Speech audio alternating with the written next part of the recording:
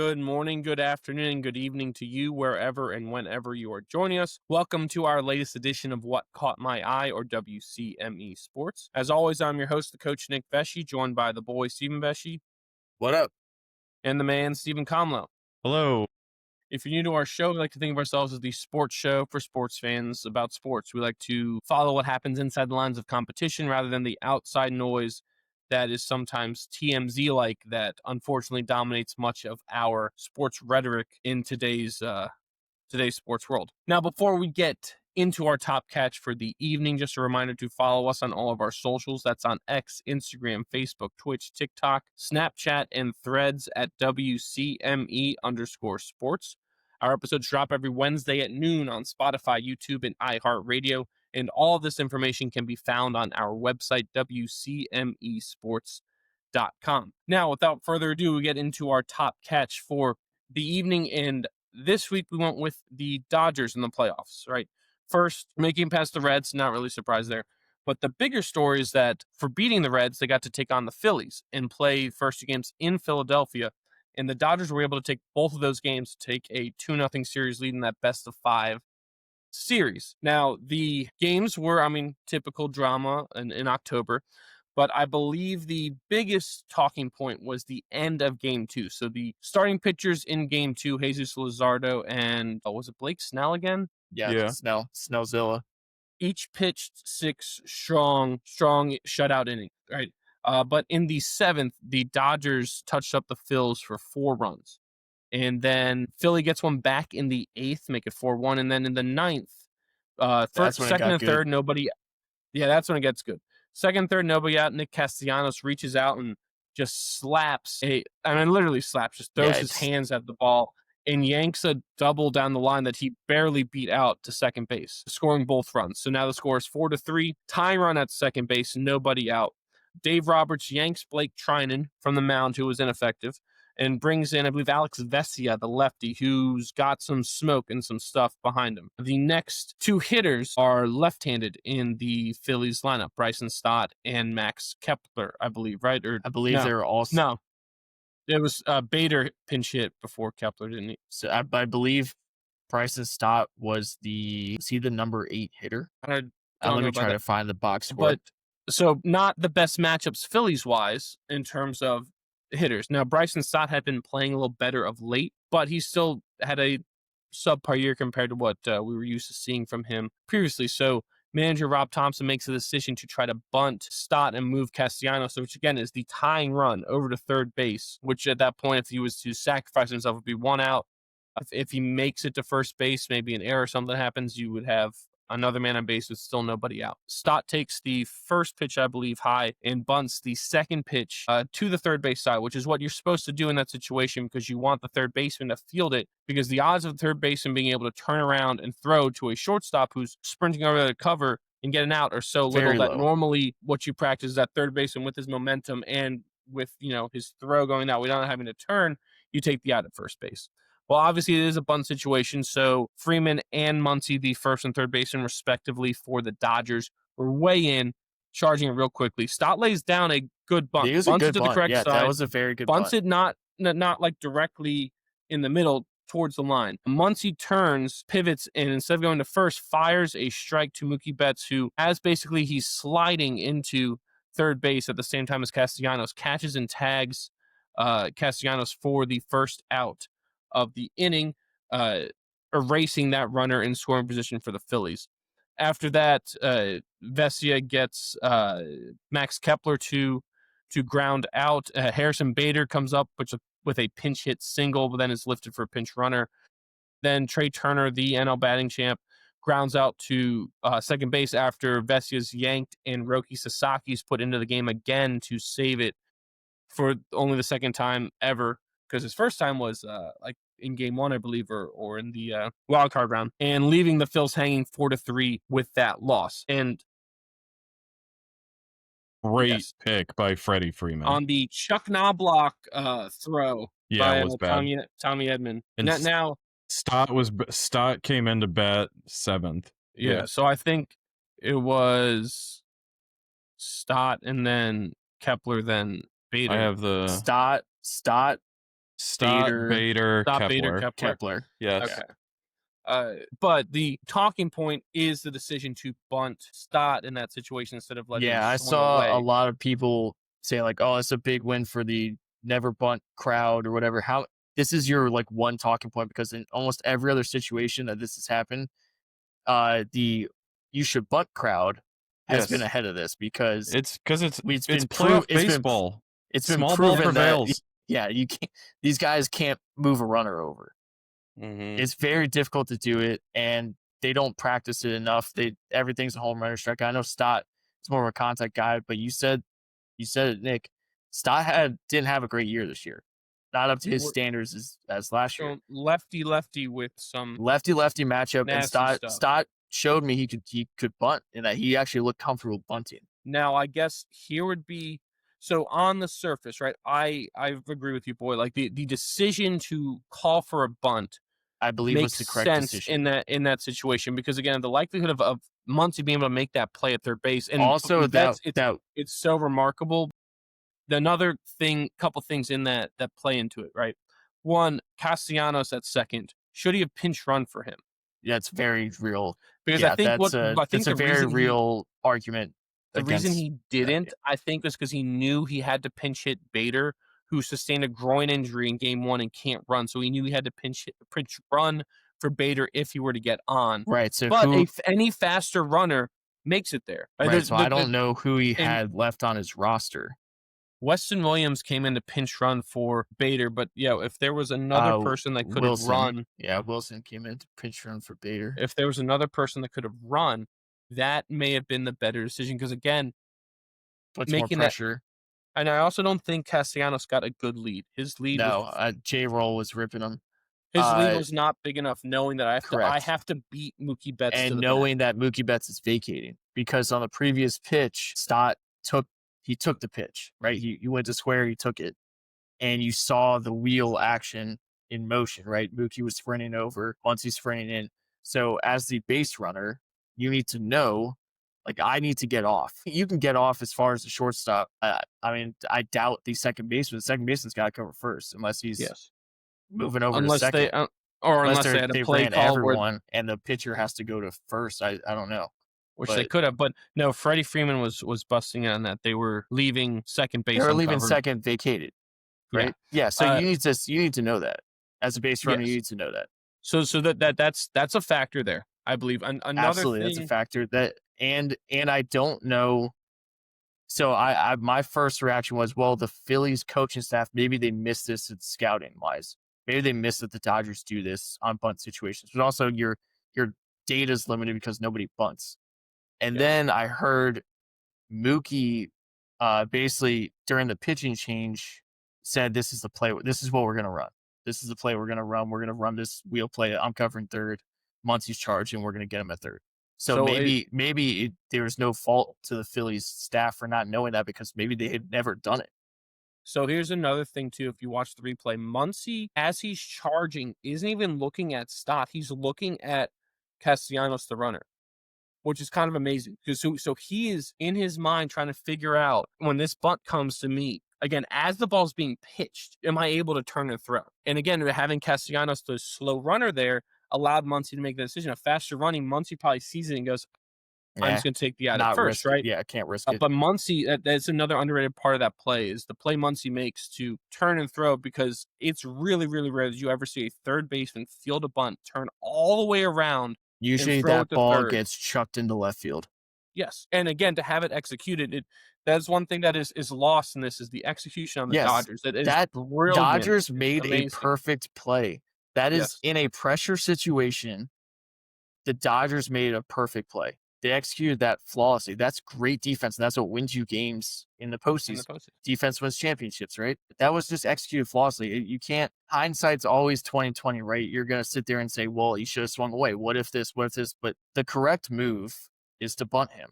Now, to play devil's advocate, like I said, the first thing there is Castellanos running, slow runner, right? You should have pinch run, or maybe do something different, right? The second part to it, right?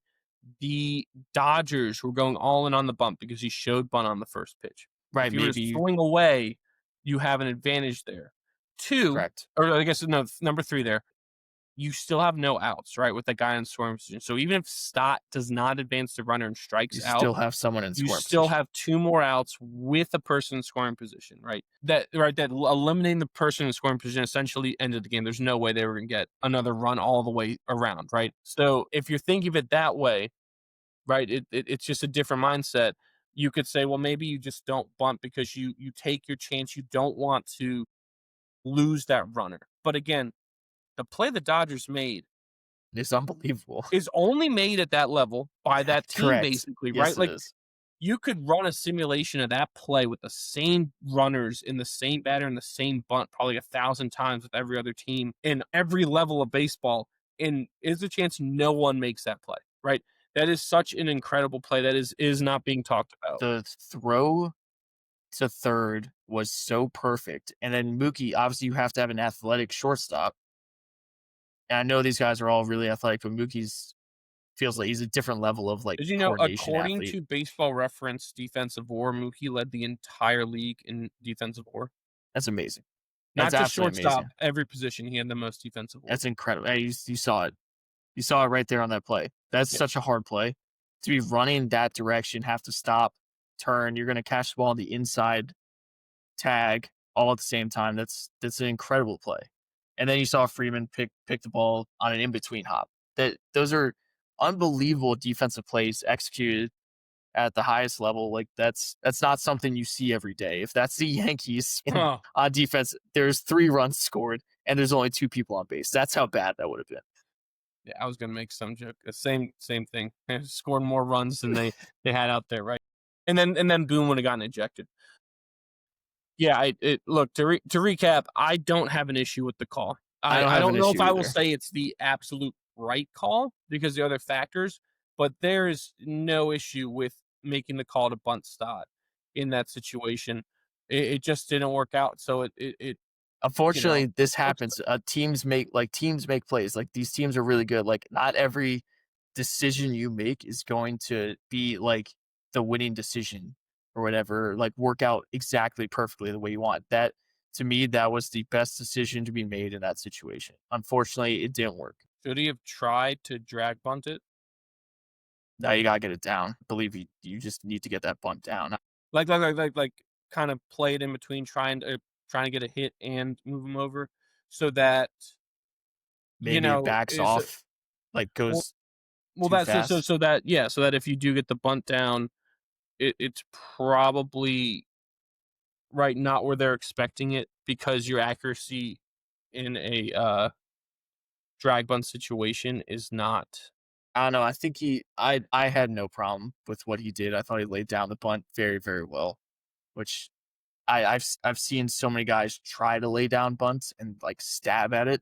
And like you're a professional baseball player and you can't bunt. That actually looked like someone who knew how to bunt, Yeah, no, I which mean is also why I thought it was the right decision. I'm just spitballing. Maybe that first, maybe if you look back on it after you took that first pitch, you saw how hard they were charging. Maybe you take a hack because Mhm. it's 1-0, To and back maybe them you off because knowing you take have a hack to another back them off. Right. 2 strikes, right? You could still bunt with 2 strikes. You can still bunt with 2 strikes. That's correct. Yeah, I mean If you foul it, it's a strikeout, but you can that still bunt. that could have been an option, right? And knowing Yeah. that, uh, but again, I get all like I said, hindsight's 2020. The decision to call for a bunt, I do not think is a bad decision, at all from a managerial standpoint, considering the fact that you're mounting the comeback and the pressure is all on them. It's not on you, Correct. right? And so you have to make them make a Lefty on play. lefty matchup. Yeah, the pressure is. Yeah, that's why it's so impressive that they were able to make that play with the pressure. Because one of my philosophies in the postseason is you got to put balls in play and put pressure on the defense. You can't be a true outcome home run, strikeout, walk team, right? It's just not going to work in the postseason. So putting pressure on the defense is what needs to happen. That was incredible defense. Agreed. Anything else before? The Phillies, they can still do this, but it's a tall task now. That It was is an my, uphill climb. I know that was my representative for the NL in the world. Actually, that was my World Series champion. I thought it was going to be Phil's What Tigers. they still have like Mike Schmidt and Steve Bedrock Bedrosian and Von Hayes, right? They got them. Reggie Leach. They're off the bench, I think. They should have pinch run Schmidt. But was Don't know why they didn't. Weston Williams? Is that it? Wilson. Wilson? Was Yeah. he the last guy they had on the bench? That's what I was thinking. I don't know who else was. So they've so how many players are on your bench? Because right now, because they pinch it, isn't it?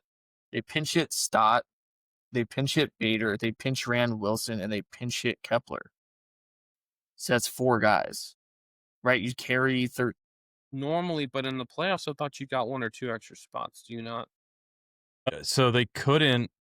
I guess the reasoning behind not pinch running Wilson for Castellanos is because they knew Bader couldn't run. Yeah, right. We knew that, but that's what I'm saying. Yeah. Did they have another person? Like, could they? I'm looking to see if they had anyone else on the bench, but besides like a backup catcher. Would it be on the box score? Just look up Phillies playoff roster. But it might be on the box score. If you look at the Phillies playoff roster and look at the box score, we should be able to extrapolate who was left, if any. I thought you got a couple extra spots in the playoffs. See, I thought there would be a way to see who was left the box score, but I don't see there that. has to, right? You just said 4 guys off the bench. It's normally what you have. It's about 13. And you didn't list a single catcher, so there has to be another person. There's no way you don't have a backup catcher. But you have to. Right, so there's at least 1 more person. And now I guess that's the question. Was the last person left backup catcher?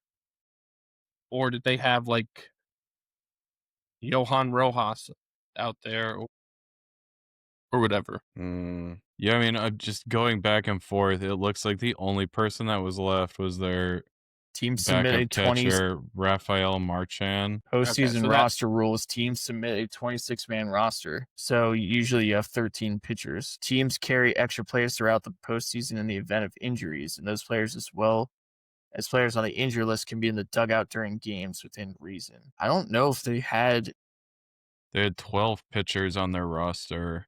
They had 12 pitchers. Okay, so then they had 2 catchers. So that catcher was the last person. So I don't. Who knows if he can run? Infielders. So you're asking him to pinch run. So who's he gonna pinch run with? Yeah, that was my question too. Right. So and I think the Phillies, like the Phillies, like broadcast team, or not broadcast team, they're like studio analysts after the game, like the post game Philly show in Philadelphia, whatever. You know, the local studio analysts that they have. They were like going after each other, and like one of the guys was like, you know, how do you not pinch run for Castellanos? Well, we just laid it out for you. This is why. You're the Phillies analyst, and you don't know this, and we just found this out in just 5 takes minutes. a good college try. Well, I guess here's what you could say though. That run is more important than any other run, right? So you pinch run Williams Wilson for Castellanos, right?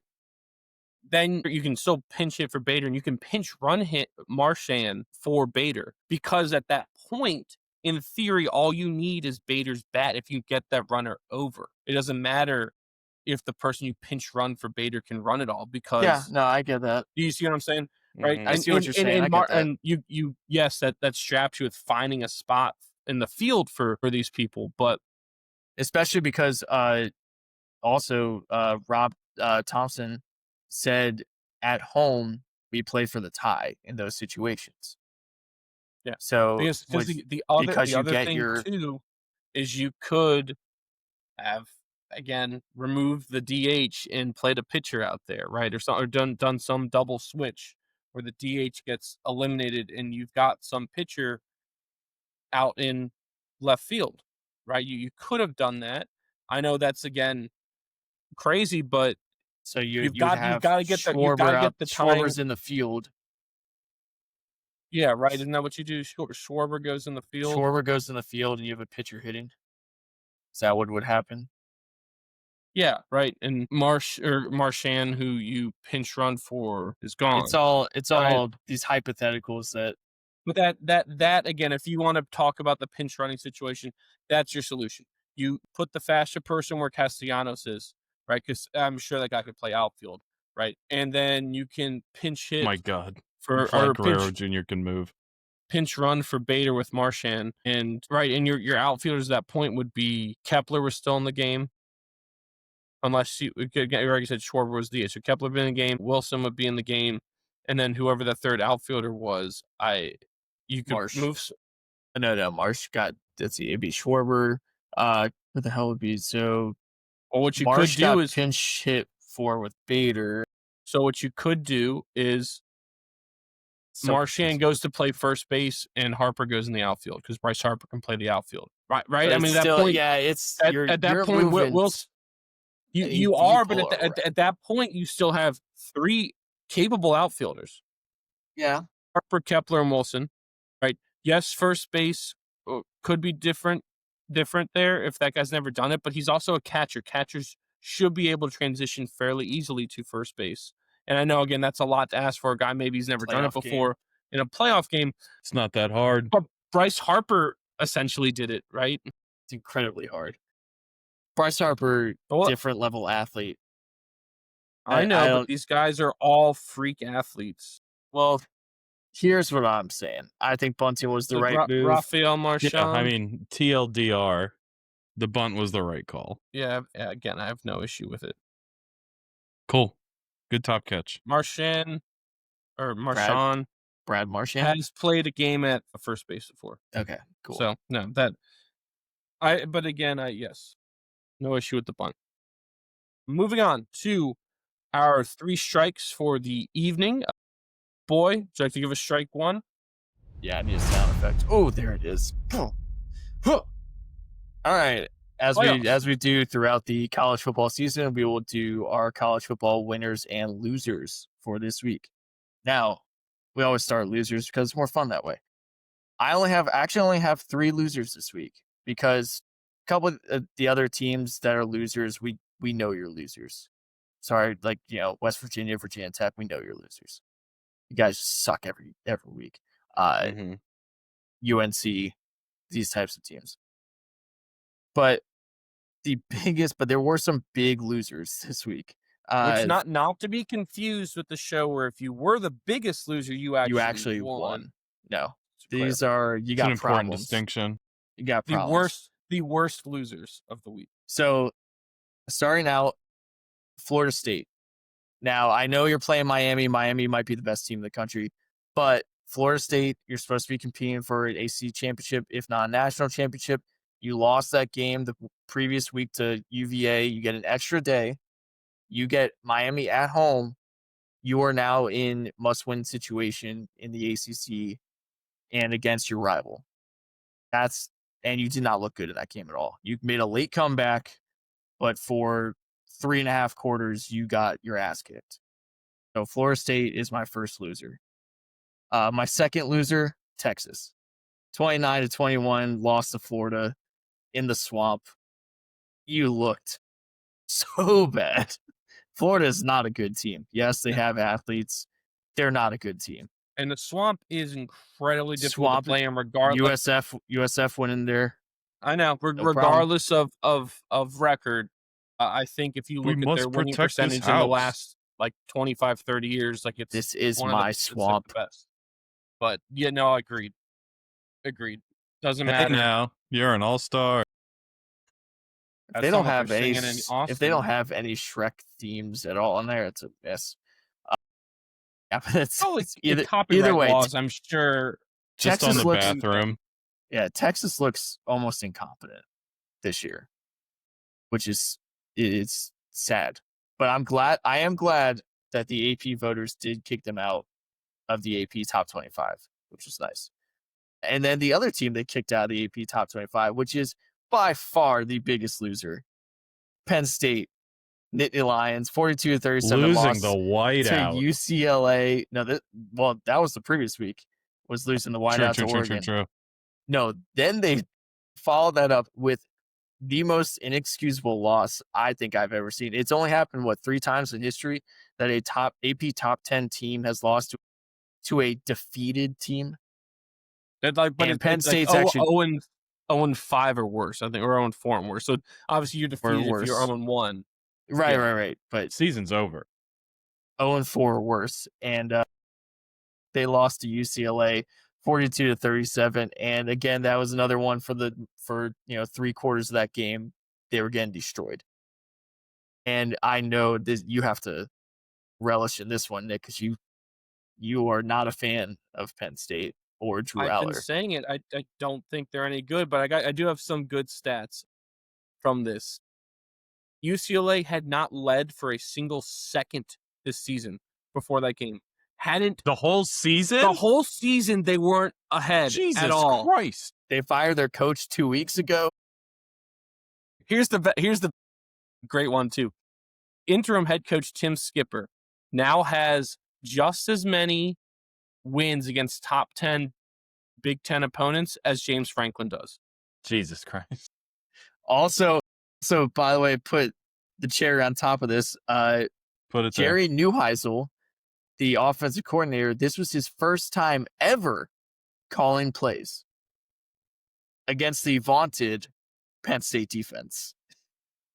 His first time ever calling plays. Now, obviously, he does have a coaching background with his dad, but still, Yes. that's there. incredible. Fucking embarrassing.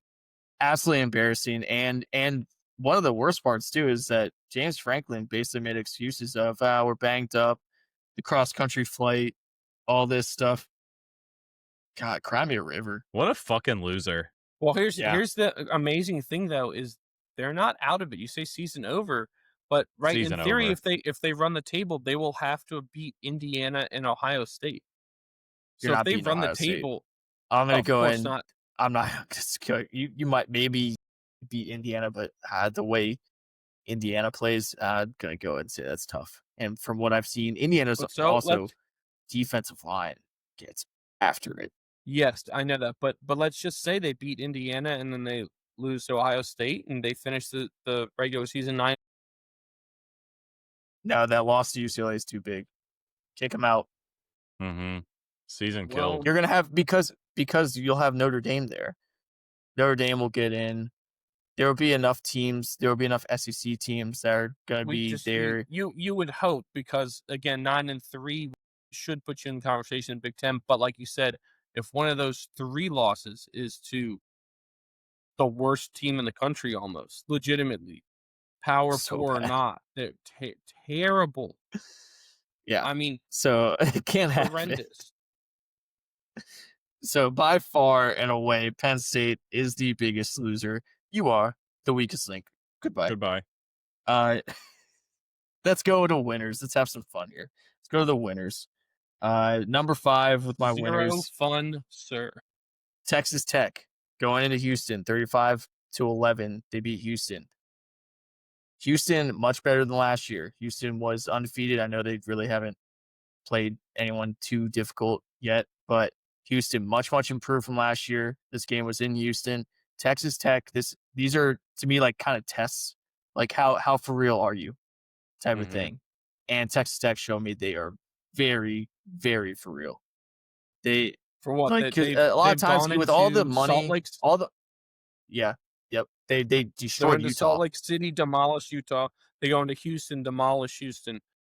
It's hard to win on the road, especially Big when you're 12's playing good wild, teams, too. and you kill And the them. Big 12 is unpredictable and it's wild, and Houston's improved, and Texas Tech, they're they have a shitload of money and they spent a shitload of money, They but spend you more have to than spend anyone, it I in believe. you have to spend it in the right ways though. Right? You can just spend money to spend money and not make the playoffs. See the Mets, I was Cowboys. just about to say that. Cowboys. But if you spend it in the right way, if you have the right coach, you have the right culture, all of these things that work together, Texas Tech looks for real. Look like a big contender. Did they play BYU this year? Let me see if they play it, because that's God, I would love to see that. Mm-hmm. Do you need me to pull the schedule up or you Yeah, got it? That's can you why I pull up? asked. Can you pull up Texas Tech schedule? Let me ask you a question. Let's see, Filibuster. Texas. I don't think you know what that Yeah. means. Well, Yes, let's November 8th. They have him in Texas. circle Ooh. that one. Yeah, Yeah. circle that one. I love BYU, by the way. November Watched 8th. a So we're lot. about I a watched month that away. entire game. That entire West Virginia BYU game like an idiot until 2 a.m. What an idiot. Idiot. But yeah, I do love BYU. But Texas Tech, for real, watch out for them. They BYU's deserve to be. quarterback's name is Bear, and he wears number 47. Yeah, that's BYU. That's BYU's quarterback. He's Yeah, it's awesome, by the way. That's And they're going to bad. use him. Their receivers are incredible. BYU's receivers are dynamic. They've got 2 NFL receivers on that team.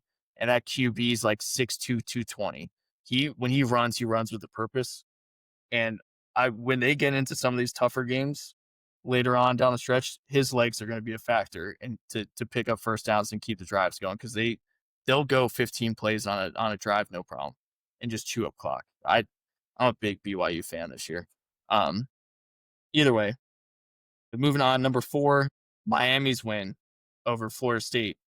That is a huge win on the road. You look the part. Miami looks the part. Tony or Malachi Tony, is that the freshman running back, receiver, scat back type of guy? He's unbelievable. That dude is lightning in a bottle. Carson Beck looks fantastic. They look good in the trenches. Their defensive line might be the best in the country. Ruben Bain and Messidor are game wreckers. And they're not these edge rushers that everyone has, these edge players who get worked on, running downs, and they get pushed aside because they're only like 240. No, these are big. These are defensive ends. Bain Jr. is an absolute wrecker, like game wrecker. That dude is unstoppable, and he will be a factor. And maybe Miami can do it. Maybe they don't choke away a game. I was to be seen, but Dude, the You think Hurricanes look awesome. darkness is your ally? you Dude, merely the adopted Hurricanes. the dark. I was born in it, molded Dude, by right. it. Which breaks first, your body or your spirit? Anyway, Indoctrinated by the League of Shadows. moving on. Number 3, UVA 30-27 over Louisville. In Louisville, back-to-back overtime games for UVA. Huge win on the road after an emotional win against Florida State the week before. That Louisville's a very good team. And to go on the road to win that game in overtime, your QB's banged up, your offensive line's banged up. That was I think the worst game Chandler Morris has played. I think they only had like 200 yards of total offense when this offense has been humming. I think they got a fumble return and an interception return for a touchdown in that game. And I think they UVA might have did? special teams one Or special teams. or something. You're right. Yeah, they had a couple defensive. I think they had a fumble. I think it was a fumble and an interception. They found a way to win, and they get a much deserved bye week to get some people healthy. That the Who's are rolling. That was a huge win, especially like in conference, right? We talked about that NC State game. You can kind of walk off because it was out of conference, which is odd to say, but it was. So another in conference game. UVA right now is I think they're 3rd on the list to win ACC championship odds. Yeah, That's crazy. It's like Miami big, and then I think SMU and UVA or something like that. No, Georgia Tech. Georgia Tech. That's who it is. Georgia Tech. They lead the ACC right now. That's nuts. Yes. Well, number 2 is Duke. And that's We I believe talked that's their about next game. That's No? Duke. I think is second to last game. Next should be Washington State at home. And I think that's homecomings. And Wazoo is terrible. So And yeah, Wazoo the schedule is pretty favorable here. Yeah, Wazoo at UNC, which we know is a dumpster fire right now. At Cal, which Duke just destroyed them. Then versus Wake. Wake is slightly competitive in some of these games. At At Duke Duke versus Tech. I believe they're favored in every one of these games except Duke. Yeah, Duke. Wait, I said it last week. There's something about them. Their record may say whatever 3-2, 4-2. Duke's 4-2, but they're 3-0 in the ACC. They're good. Duke is very good. Mensa is really good. And again, defensive wise, they got a lot of stuff going. Manny Diaz, the coach, is defensive minded, but they don't sleep on Duke to make it to a pretty good bowl game. That really Duke is good. That was a team that I circled at the beginning of the year that I thought would be very good.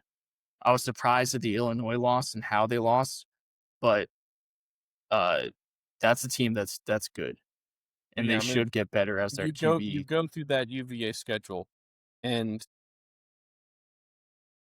those games are kind of scary there, right? You're going all the way across the country to play Cal. Like, going at UNC, you say, "Oh, it doesn't matter," right? Yeah, it's so close, I get it, but that would be the game, right?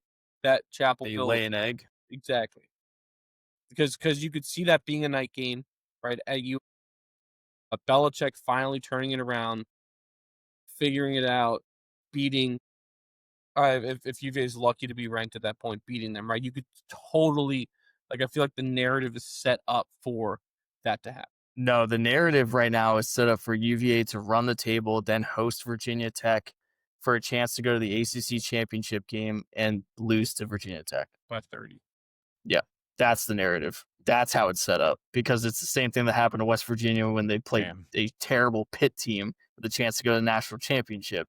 All you had to do was beat a terrible Pitt team at home and you go to the national championship and you lost. And it's set up right now for UVA to go to an ACC championship. And guess who's going to be in the way with an interim head coach and the ragtag group of Hokies that will somehow find a way to win and then we'll have to hear about it forever. These people are insufferable.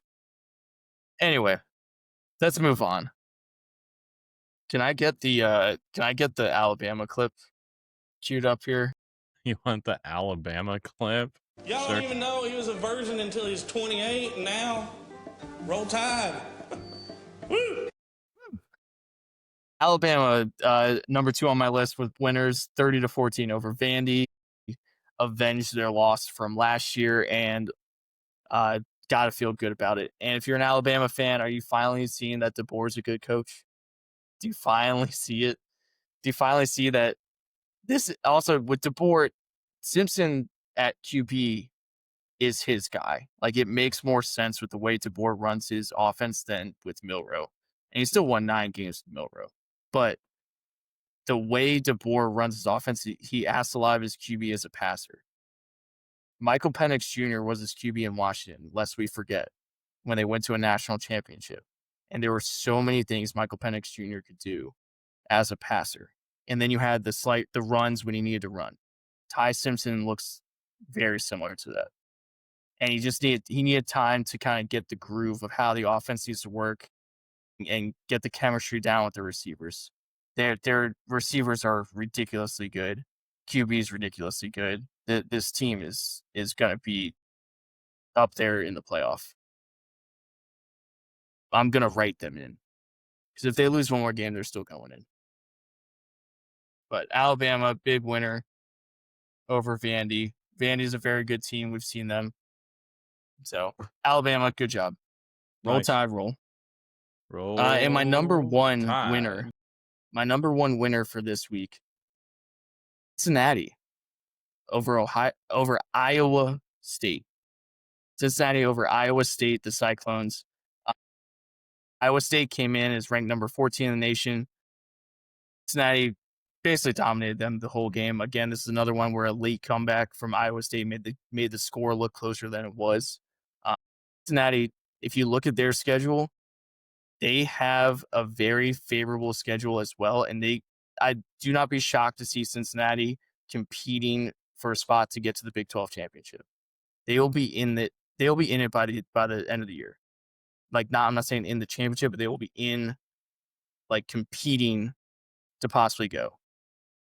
That's how Cincinnati much improved from last year. They play UCF at home. UCF's not good. Oklahoma State's terrible. Baylor at home, that's a winnable game. At Utah is winnable. I know that's a really tough place to play. Versus Arizona should win. Versus BYU's at home. BYU very, very good. And at TCU, winnable, tough. They have a chance to be competing for a Big 12 title. And that game showed me that this team is much improved and legit. But the one thing I will say, their field storming is, what are we doing? Do you see that? Yeah. No, what happened? One, it was weak, it was slow, and you were favored against the number 14 team in the country. I don't. What are we doing? there was no need to storm the field. Yeah, but again, that's hypocritical because we've stormed the field before when they're really number 22 You were Miami team. not favored in that game. I'm sure they weren't. Cincinnati was favored in this game. However, I did say I was watching the game with the old people, and I did turn to them and go, "Oh, that was weak. That was terrible." But if I'm a student, I'm absolutely out on that field. There's no question about it. Well, yeah. Did you see everyone else do it? You jump off the bridge because everyone else does it, right? That's If what Is you that do. what we Millhouse were taught growing up? Yeah. Yeah, if Millhouse jumped off a bridge, would you do it? Millhouse jumped off a bridge? I gotta see this. Exactly. All the homers go over the ledge getting the donut. Yeah, first one over cliff. Yeah, that's it for my college football winners and losers. Any other things did I miss? No. Anyone have something? No. Good list. Filibuster. Go Hurricanes. All right. Conlo. Strike 2. All right. So I know I wanted to do something with the NFL because the NFL, I mean, the games that I saw were just absolute circus acts. The end of the Monday night game, Jaguars-Chiefs, circus act. But there's nothing that can dethrone the fucking Barnum and Bailey show of Cardinals-Titans.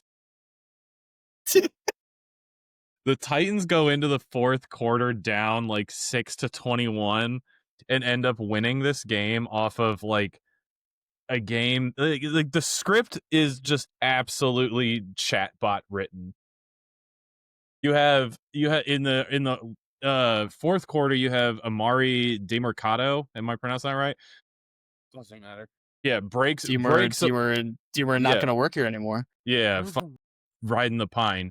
Amari riding the pine. Mercado. So he breaks away. He's clearly just going to be in for a touchdown, and fucking Deshaun Jackson just takes over his soul, and he just starts celebrating too early and drops the ball on the 1 yard line, recovered by the Titans. Oh, gets knocked out of the back of the end zone. Yes, knocked out of the back of the end zone For a touchback. It would have been a 72-yard touchdown. Iced the game. Yes. Yes. Fumbles went out of the back of the end zone, giving the Titans a touchback for put it on their own 20-yard line. Instead of being up by 22 points, Cardinals come away with nothing. Then there was the botched snap turnover. I don't know if you saw this one or not. It's in the face. Crucial second half drive for the Cardinals. And the center. This is all in the fourth quarter. This is yes, the second all half. in the fourth quarter. Kyler Murray gets the ball just racked off his face mask. He looked like he got like one of those like cartoon. Justin Long taking a wrench from Patches O'Houlihan. That's what it looked like. Yes, it was just fucking embarrassing. Just racks the ball off the dome, leads to a fumble that is again recovered by the Titans, and this halts the Cardinals' drive and preventing them from once again extending their lead. Then there was this play was just absolute cherry on top. Titans are driving. They throw an interception. The interception is then fumbled by the Cardinals. The live ball is then kicked by another Cardinals defender into the end zone, which is then recovered by the Titans. Go. It was just like you could honestly just build a montage and just it's fucking embarrassing. Like, what are we talking about? I feel like I've been saying this for years, and obviously this is like the smallest of sample size, but the talent pool in professional sports is getting watered the fuck down. I wouldn't. Just awful. It's not the physical talent pool. It's the mental talent pool. Yes, that's that's 100% part of it. These things shouldn't happen. You say, well, wait, the fumble's the physical. It's like, no, it's not. Protect the damn ball, get out of bounds. You just made a turnover, right? Or take the ball and run it through to the back of the end zone and hand the ball to the rest. That one is mental, but I meant like the other one. One thing it snapping on is the wrong one count thing or for one of these things to happen in a game, but it's another thing, and this is gonna come off weird because of recent headlines, but like it's one thing for Mark Sanchez to run the football up his teammate's anus and fumble it. It's another thing to do it 3 fucking times in one game. That's In the fourth essentially what quarter. this is. With Yes, a in the lead. fourth quarter 'Cause with at a least huge lead. At least the butt fumble, they were The getting their game ass was kicked. over. Yeah. Well, I mean, it It was wasn't a over. It moot- was like it the was- second quarter, but it was, yeah. All right, this is your fourth quarter with a lead. In theory, if they just took a knee 3 times in a row and punted each Yes. time, they would have had a better chance of Yeah. winning. Red Who Bull was it? U Was it- taking the ball out of the water boy's hands. Was Yes. it Dan Campbell who said last year, we would have had better success if we had just punted on first down every time we had the ball or something crazy like that? Possible. It was like they lost the ball they lost a game purely off of turnovers, and well, we would have won the game if we had just punted on first down every play.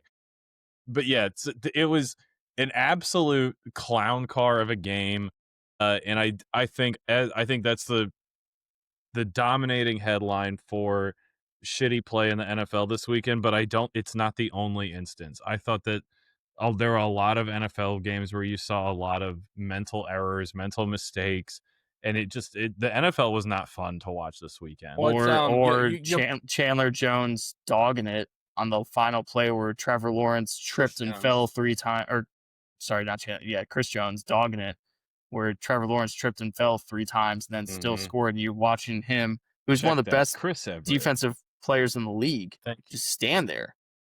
Yeah. Yes. Just sit there. And if you loaf, you're a traitor. Your boy Tom said this, has been outspoken about this, how he even when he was like playing still, he's like the quality of play in the NFL has become mediocre. And I think there are several factors. That's why he played for so long and was dominating everyone. Yes, and some of it is coaching changes being happened so frequently. And I think what that lends it to is not always like someone who's right for a head coaching job getting that job, because we have to get rid of this guy, but do we have to replace him? Another guy just like him, right?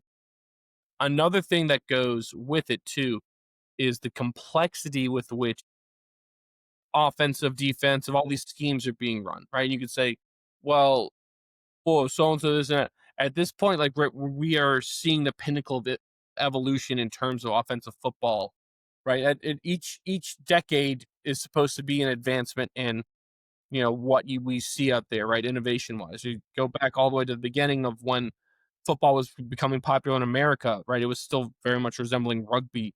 Having Y.A. Tittle with the forward pass is like a big deal, right? And now we're getting to a point where we're getting too cute with things.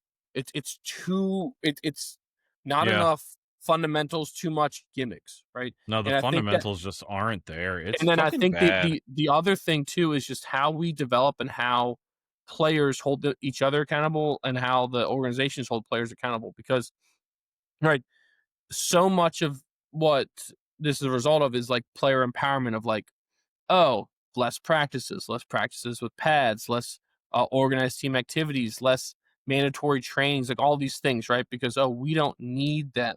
But more money. But we need more money, right? Because of that. So when you have less cohesiveness because you haven't had the reps together in stressful situations, when you get in the game, it's not just like a switch that flips. It's a culture shock.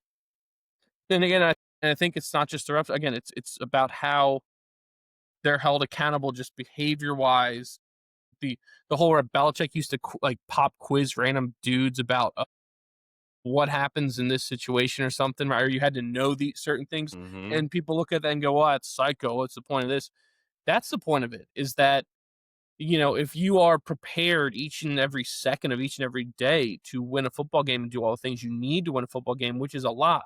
You'd argue winning a football game is the hardest game of any sport to win because of all the moving parts and stuff, right? So if you're prepared to do that each and every second of each and every day, when it comes time to the part that everyone sees, which is the game, which again is like 10% of your job is the game, then you're prepared for it. You perform at your highest level.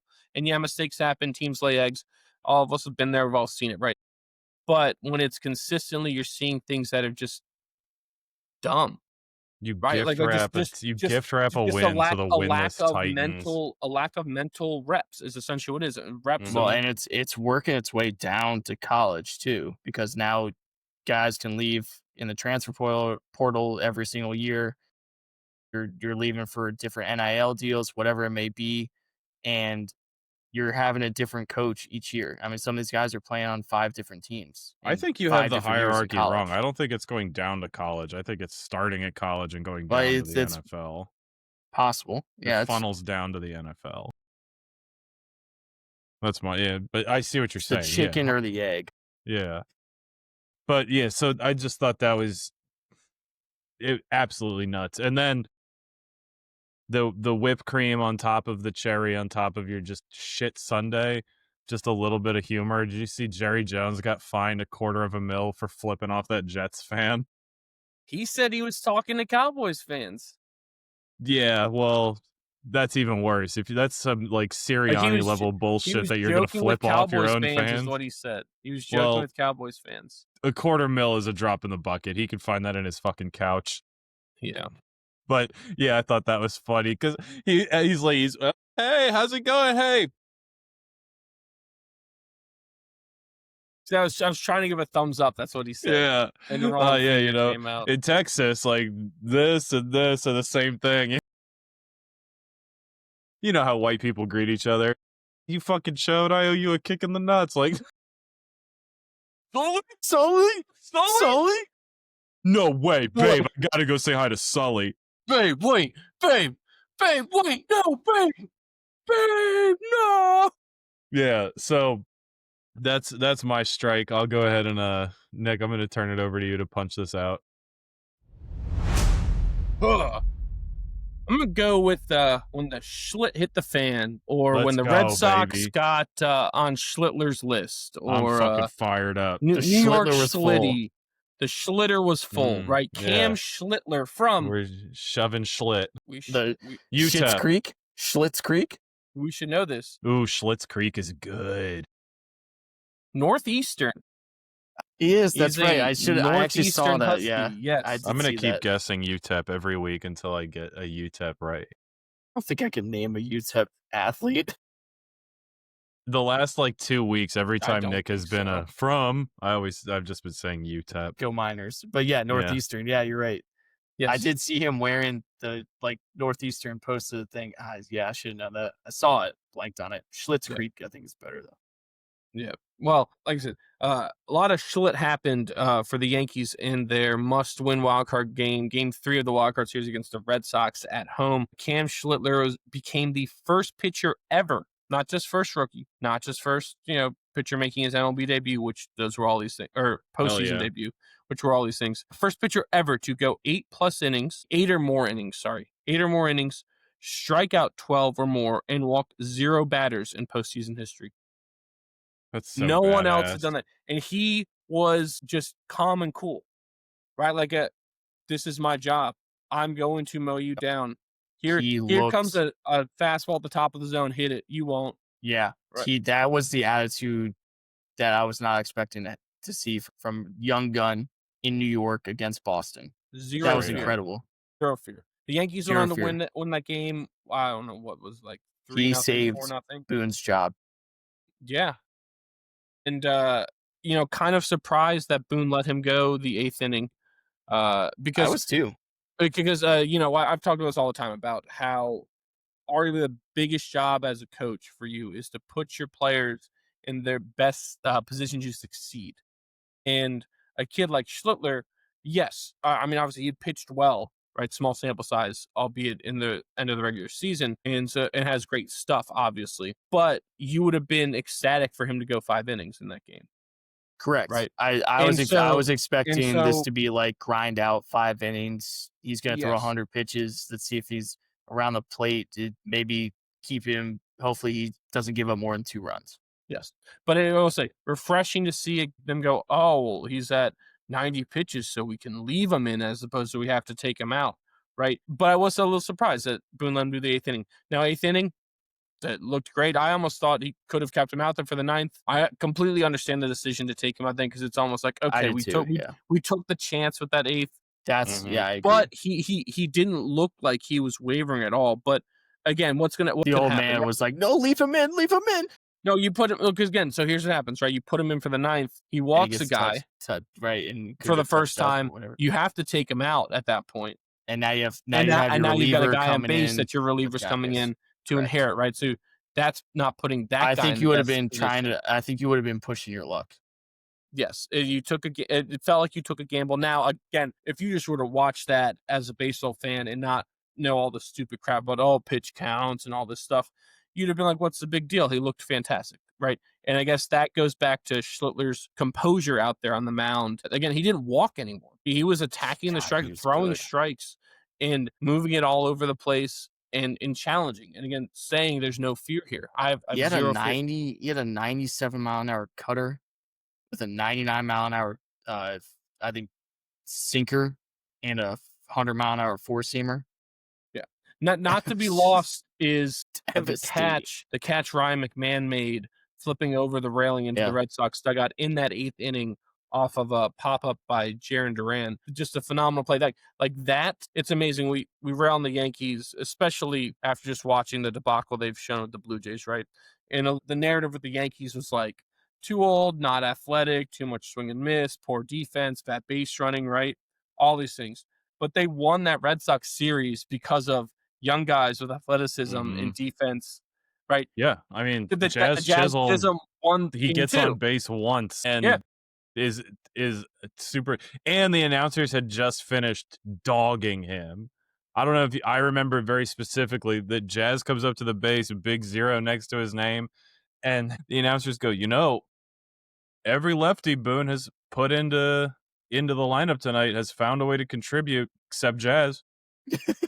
And then, sure enough, Jazz gets on base, and I remember Tess and I were watching. I looked at Tess and I went, "That's not the guy you want on base if you're in the field."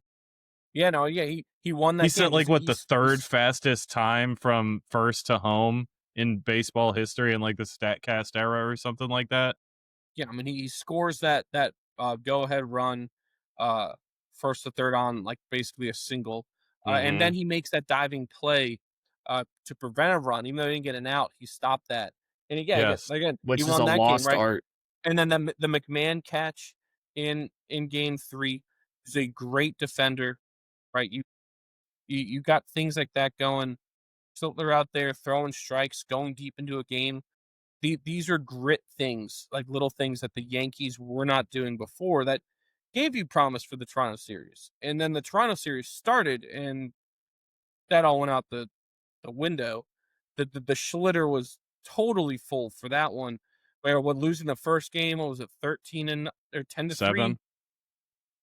A lot to a little. Something the second like that, game was 13-7 because they scored a bunch of garbage time. It was 12-0, and at one point they were being outscored 22-3. But the Yanks are battling back. Yeah, it's 9:39 on the East Coast right now, and it's 6-3 Toronto in the top of the fourth. Like it's all that promise kind of went out the window, right? With it in this, you could say to lose a series to the Blue Jays, would it be that embarrassing? But if you're going to lose it in this way, we're going to get swept and just pounded into the dirt. It almost undoes all the great things from games 2 and 3 against Boston.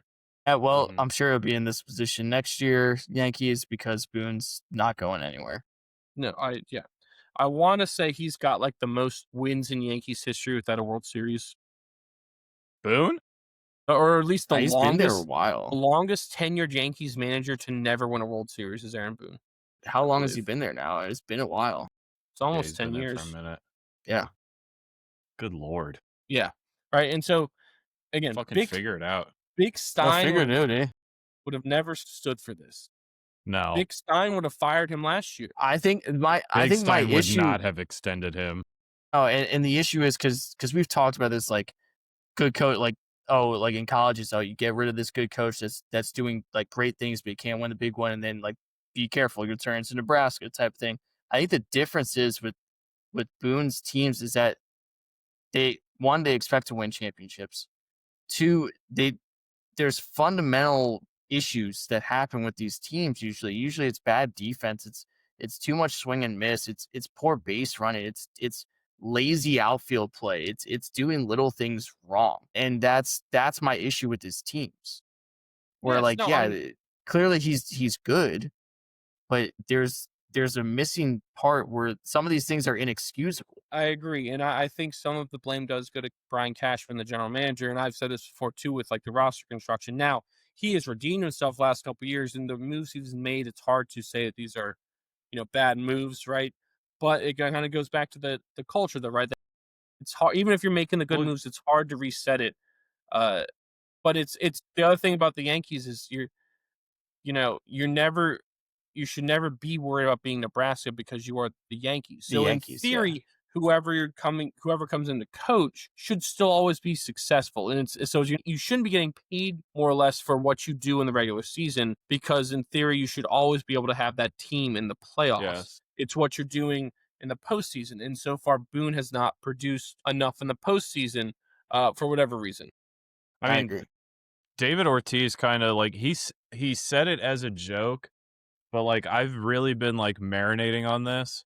I think it was after the first or second game against Toronto, and Big Poppy was joking with Jeter, and he said, "Man, the only way the Yankees are going to win is if you, A-Rod, Mo, and Pettit come back and like lace them up and get out on the field right now. That's the only way y'all are winning." And like it was hilarious to think about. But then I really started thinking about it because, Nick, you talk about it all the time.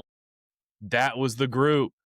Those were like that was your core four. That was your like Mount Rushmore of Yankees, right? Was like those were your culture guys, and I guess you would put Posada in there. I know you And would. Bernie Williams and Paul O'Neill, and but like it's a joke, but I think the joke hurts because it's so true. And like, as fans, it's obvious, right? That team hasn't been the same. The culture and in the Yankees has not been the same since those four guys left. well, here's another thing too, right? All those guys, with the exception of A-Rod, right, were homegrown, right? They came through the farm system together. Bernie and Posada and Jeter and Pettit and Rivera, they all came through, right? And you would take other additions, right? You'd bring in a Tino Martinez, and like the Paul O'Neill came in, and then like, you got A-Rod. Soriano came through their system, right? That you always had, it felt like a plethora of homegrown talent.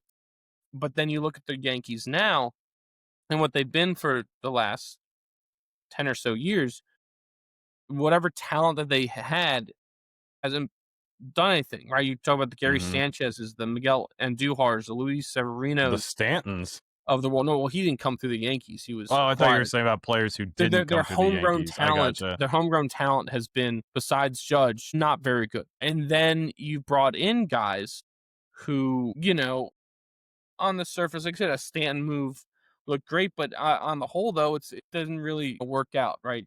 A lot of facial hair on this team too. You look at a lot of teams that succeed, and they always have a lot of facial hair. They always have a lot of homegrown talent. Like you go to the Astros, right? Their core was homegrown. The Cubs, their core was homegrown. The Red Sox, right? When that 2018, even though for whatever reason they've gotten rid of all those studs, because that's I don't get it, but that core was homegrown, right? And you look at teams that consistently win, there's always a core of homegrown people. And yeah, you say, well, what about the Dodgers? The Dodgers had, they're unique, but they always had tons of homegrown talent coming through that didn't pan out, but there's always been a loaded farm system, like even like the Gavin Luxes of the world, right? Didn't fully work out, but he had promise, was able to contribute. Andy Pages is one, right? And then you had guys that they changed their careers. Andy Pages, Justin Turner, and a Chris Taylor. They changed, like they developed those guys. How often are you? And they kept them too. There was a cohesion there, right? The Yankees say, well, they, sometimes like a Matt Carpenter comes in and blows the door off of stuff for like half a season, but it's like, well, you didn't keep them. But you didn't keep them. Like Goldschmidt's really not played that great. But what I'm saying is, what core is there? What core that's sticking together, that's going through all these things is there? How many? So I guess I'll play a little devil's advocate. Besides the Dodgers, how many teams have a core? I just went through it that having the core wins you these championships. The Astros, the Cubs, the Red Sox in 18, right? There's tons of teams that I know, but had a core. right now, how many teams have a core? I mean, the Reds, I think, would be one. Orioles. Well, the Warriors were supposed to, right? The Orioles were supposed to. They do have a core right now. The Mariners, Okay. those Let's see- pitchers, let's those see- let's pitchers, see. J-Rod and Cal Raleigh, you could say that's the core.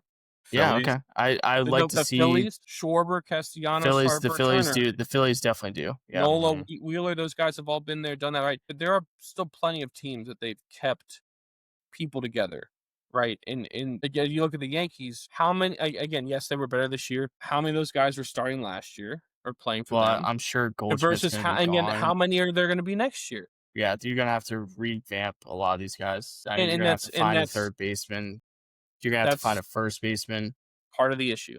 Most not like that hard. I know Trent Grisham had a great year. We'll see if he's back. I don't know. Yeah, and so that's one of the issues there is, you know, It always blows my mind too Yeah, that just- Bellinger's on that team.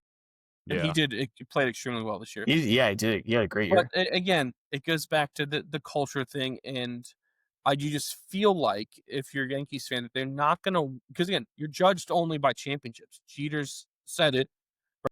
Harold Reynolds asked him before he got inducted to the Hall of Fame when, what's your favorite? What was your favorite team you're on with the Yankees? And he listed off all 5 World Series championship Yep. years, and he said that's it. And Harold was like, "Really? No?" They said, "No, those 5 because that's all that matters, right?" Because we And- lost the and last Ju- game of the season. And Judge said the same thing too for his credit, right? It there, right?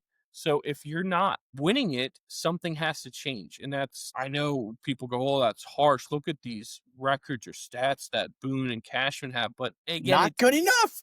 Yeah. yeah, if you're judged based off winning World Series as a fan or even an analyst, you can look at what they have there and say they're just not going to win a World Series. They'll get to the playoffs every year. Maybe they'll make a run, but you would be really surprised if they won the The World Series needs to be your bar, you're the especially Yankees. like when you have a team that's capable.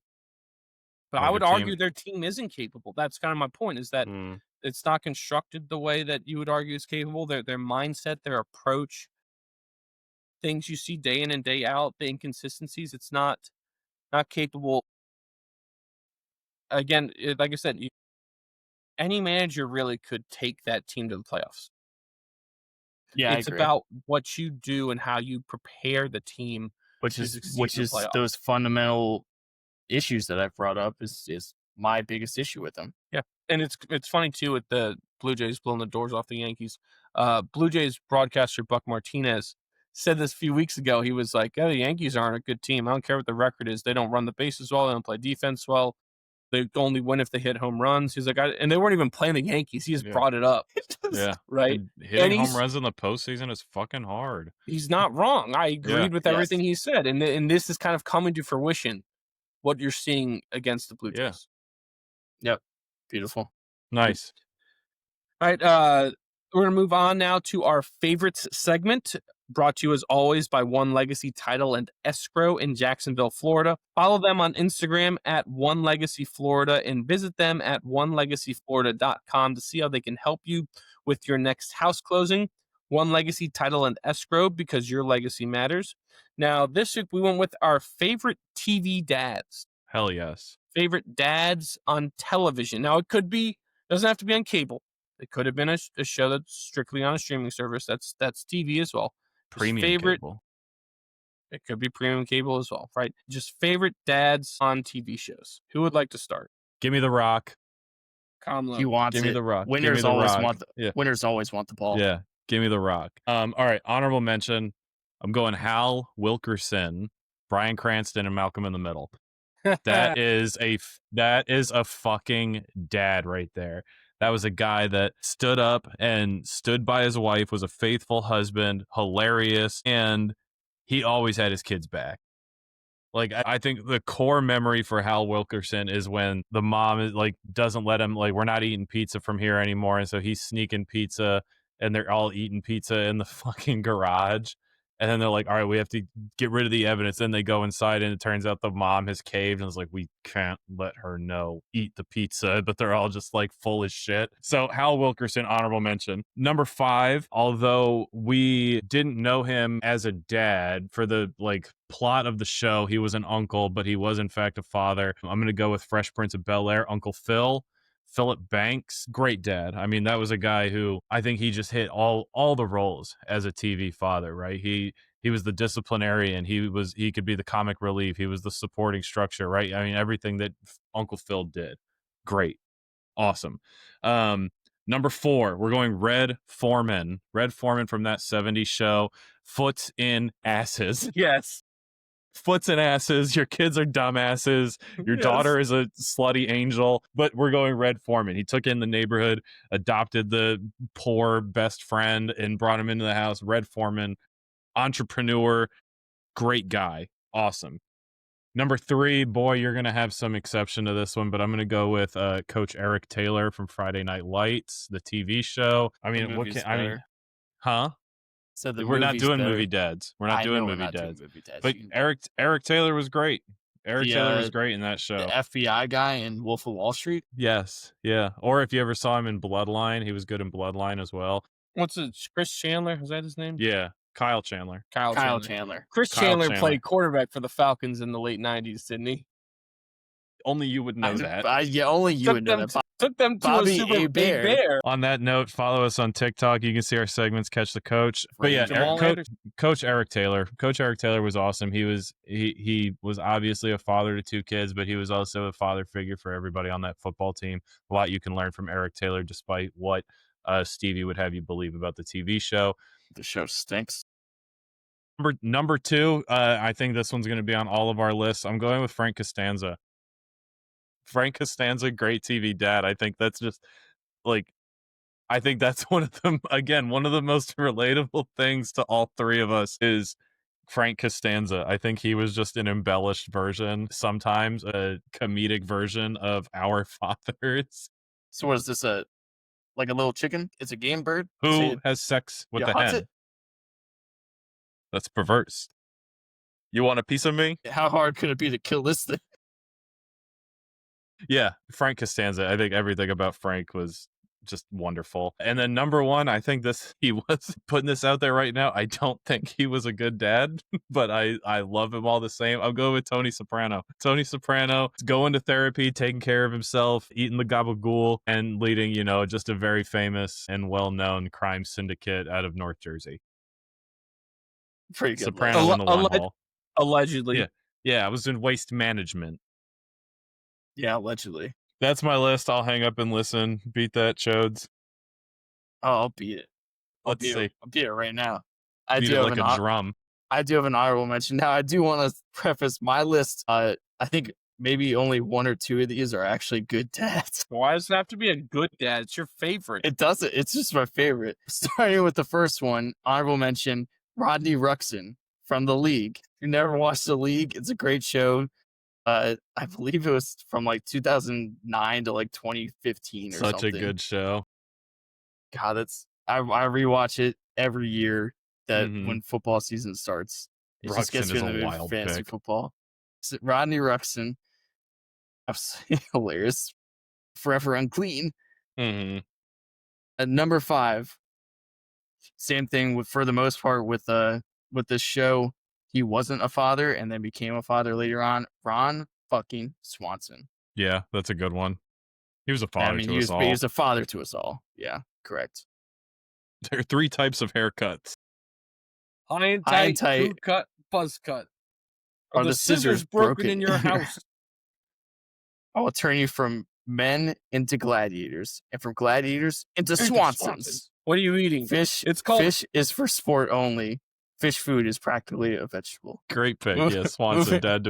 I can't believe that's an honorable mention for you. No, that's not honorable. He's my number 5. Oh, okay. I thought you said you had 2 honorable mentions. No, I just had 1. Had 1. It was Rodney Ruxin was my honorable mention. All right. Ron Swanson was my number 5. Number 4, father to the wee baby Seamus, Sterling Archer. Hilarious. It's a good one. Danger zone. One of the most underrated shows. And by the way, H. John Benjamin does play a more, I guess, well-known dad in Bob's Burgers, but I can't not see him as the voice of Sterling Archer. It's not coming down. It's not going down. Oh, the wee baby Seamus. Moving on, number 3, Ray Romano. Or Ray Okay. Barone, I guess, in this case. Yeah, Ray Barone. That was why that show resonated with our family so much. And just the way Ray acted and the way that whole family acted, he was fantastic. That was more of the I guess stereotypical TV dad, Ray Barone. Yeah. Number 2 would be all over that shuffleboard court. Then Frank Costanza. The Costanzas are moving to Boca Vista. Lock, stock, and barrel. Why are they moving there? For spite? Yeah. We're spending it all. It's a Pierre Cardin. You drop $1,000 in Disney World like that. Blowing it all. I love Frank Costanza. Yeah, how can you not? And then my number 1, it has to be Homer Simpson. Yeah, you guys were a big Simpsons household. I absolutely love The Simpsons. I try to watch Simpsons at night. Like the last few months, I've been trying to watch an episode a night. God, such a good show. Those seasons 3 to 12 are unreal. How good they are. Mm-hmm. That Homer Simpson is the best TV dad ever. Angry dad. Yeah, angry dad. Yeah, I don't care. He's the best. He's the best TV dad. Well, it would be a lot better if we could all do that to our children. You had Tony. Jesus Christ. You had Tony Soprano. Yeah, douchebag. The Stugat. So before I get into my list, I do have a question. Sure. Does Frank Reynolds count? Frank Reynolds. It's a great question. Make your I case, and I'll let you know. He raised Dennis and D, but he's not sired. He may them. No, have sired. He him. may have sired. I brought my blood bucket. But again, he didn't sire Charlie either. He didn't sire. But then didn't they say the whole thing about when he retires that Frank has a son? Was that a joke, right? Or was that his actual? Who's the son they made up that can't speak English? Oh yeah, that I would count him. I would count Frank Reynolds. I mean, he bankrolls their entire life. The only reason they have a bar to work at in the first place is because he bankrolls. That doesn't make you a dad just because you're rich. But he's there and he's there and he's supportive, right? Even after finding out that they're not his kids, he tricked continues into raising 2 bastards for 30 years. You tell me not to make a wife. I'm sorry, sir. Did you have sex with my whore wife? More illegitimate children with my whore wife that I should know about. I count it. Count it. I'll give it to you. Sure. Okay. I'm gonna ask ChatGPT while you talk about it. Well, I was gonna have him somewhere else on the list, but I'll give Frank because of it the honorable mention. Right, Frank Reynolds from It's Always Sunny. Yeah, for all those reasons. Right, all of his schemes. I'm gonna chug 30 beers right now in your face. You keep calling me. You keep saying I was Spider-Man. I wasn't Spider-Man. I was Man-Spider. Spider. And then Pilot Artemis can't does be a this doctor? thing. Takes a clump of bread, and so I just love it. Frank is and I slip in. ChatGPT says, not a dad by blood, but definitely a dad by chaos, scheming, and codependency. He's the gang's unhinged, sleazy father figure who funds their degeneracy. There you go. Frank Reynolds, my honorable mention. ChatGPT for the win. Number 5, I'm going to go with Red Foreman, just like Kamlo. Foot and ass is hilarious. He's the best part of that show. I'm sorry. He really is. And he's so good in that. Yeah. Kurtwood Smith with the really big forehead. Dumbass. Yes, so great. Number 4 is George Bluth Sr., played by Jeffrey Tambor on Arrested Development. Good one. There's always money in the banana stand. I love all my children equally. I do not care for Joe. So good. George Bluth Sr. There's money from in the that banana stand. Number 3 is Ray Barone, but also Frank Barone. his father in that Yeah. show. Yes, his He's dad is the really good. That's Peter Boyle, the late great Peter Boyle, who's sometimes more well known for playing young Frankenstein.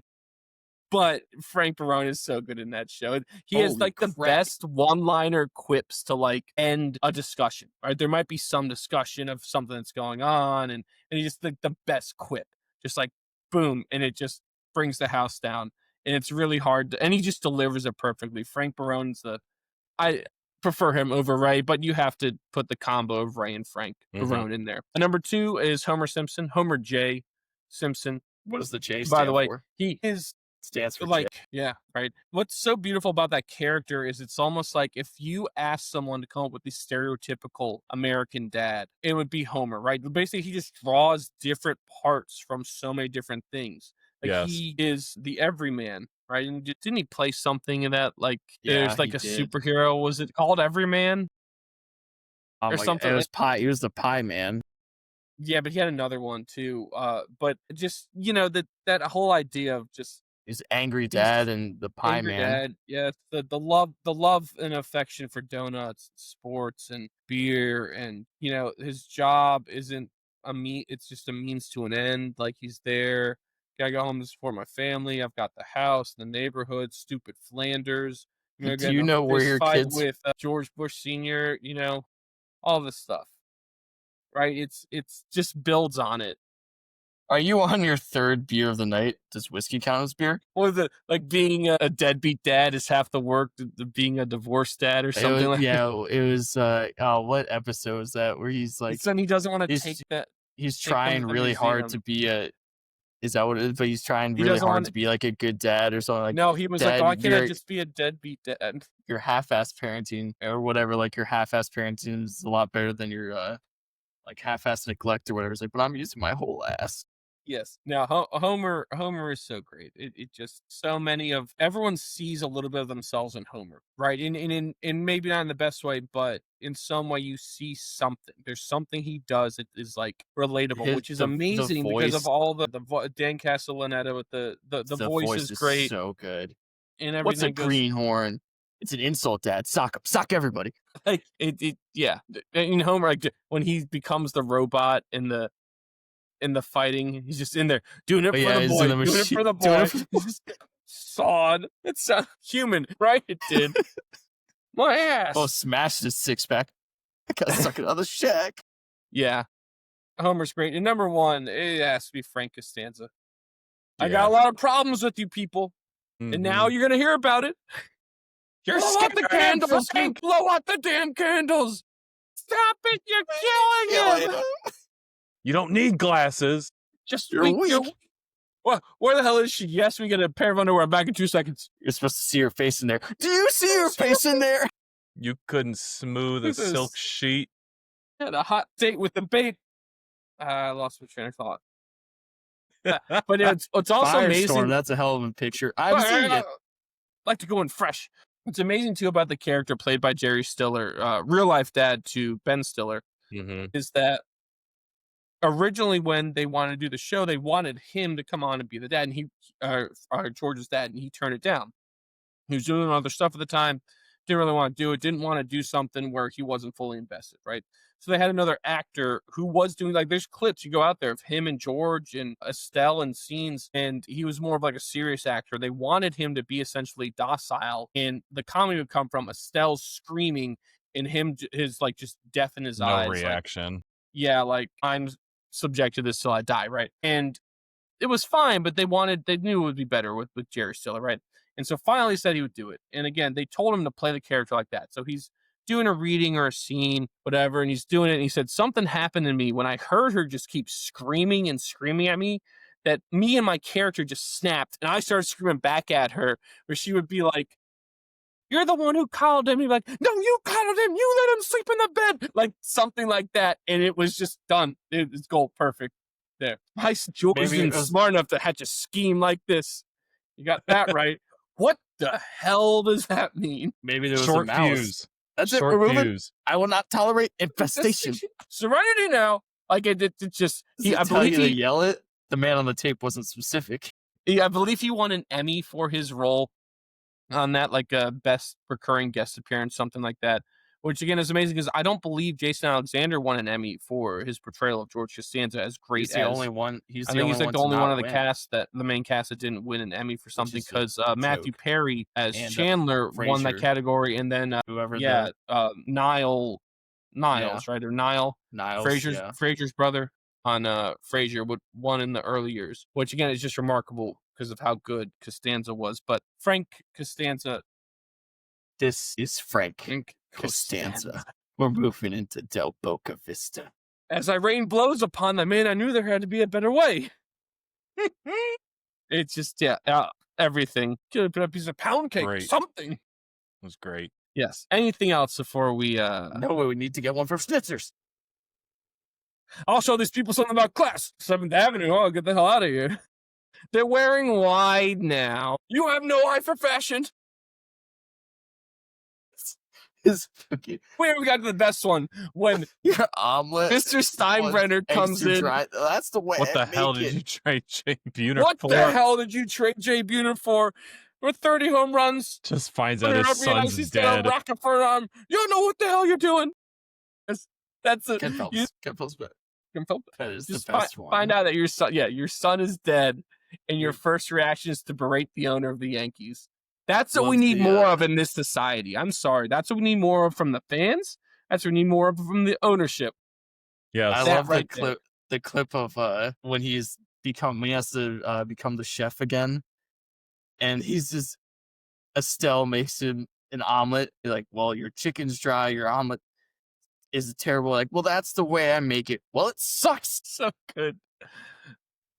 Oh. Anything else before we move on? Love you, Dad. Frank's dad, mate. I haven't seen him in forever. Another thing is to what to look for. Brought to you as always by VB Cookie Co. Looking for the perfect way to stand out at the next event you are hosting? Well, custom cookies are a timeless way to have everyone still buzzing even after they leave. Look no further for your cookie needs than VB Cookie Co. Follow them on Instagram at VB Cookie Co. and message them to order yours today. Whether it is a bridal shower, birthday, engagement, or baby shower, their team will work with you to make all your cookie dreams come true. VB Cookie Co. for the sweetest moments. Boy, give them something to watch. I tell you what game I am going to be dialed into this Saturday at 3:30 on CBS. Indiana at Oregon. Good one. Arguably the two front runners for the Heisman as we stand. Arguably Dante Moore and Fernando Mendoza. Yeah, I would see that. Red River rivalry, the Red River shootout. That is also at 3:30. But Indiana, Oregon, that is what I will be glued into. Conlo? After putting together 2 really good weeks of football, dominating the Panthers 42-13, stealing a win in Buffalo 23-20, the Patriots take on the Saints. I'm back on the Patriots. I will be tuning in to watch them play the Saints 1 p.m. on Sunday. Cool. I'm going to go with the NASCAR playoffs. Fuck you for that reaction, by the way. No. Fuck you. Cool. Douchebag. I sold the hell out of that. Yeah, but it's the fucking Patriots. Yeah, fucking homo. Fucking firefighters. Fucking firefighters. Pussy for the first time in the history of pussy or fire. Fire. Yeah. I didn't mean that, by the way. Okay. I'm going to go with the NASCAR playoffs. So the first round of the final 8. So after this couple races, I think after Martinsville on October 20th, they'll cut it down to the final 4. But we're at the final 8 right now. It's in Las Vegas. Our final 8, if you didn't know, it's Denny Hamlin, Ryan Blaney, Kyle Larson, William Byron, Christopher Bell, Chase Elliott, Chase Briscoe, and defending champion Joey Logano is still alive. Those are your last 8 taking on Vegas. Woo! Guess that's why they call it that ride in. It's the real Caesar's Palace. Caesar stay here. It's their payphone bank. Anything else before we end this debacle? Aaron Judge hit a 3-run bomb to tie the game. Yeah, we're tied up. And Toronto, I think, has made 2 or maybe 3 errors in this game now, too. Defense. All right. That's something to watch for, too. All right, before we wrap this up, just a reminder to follow us on all of our social media on X, Facebook, Instagram, TikTok, Twitch, Snapchat, and threads. I think I got all of them at WCME_sports. Our episodes drop every Wednesday at noon on Spotify, YouTube, and iHeartRadio, and all that information can be found on our website, WCMEsports.com. For the boy, Stephen Vesci, and the man, Stephen Comlow, I am the coach, Nick Vesci. Don't forget to be decent to each other. Have a good one, and we will see you next time. Take care, Guatemala.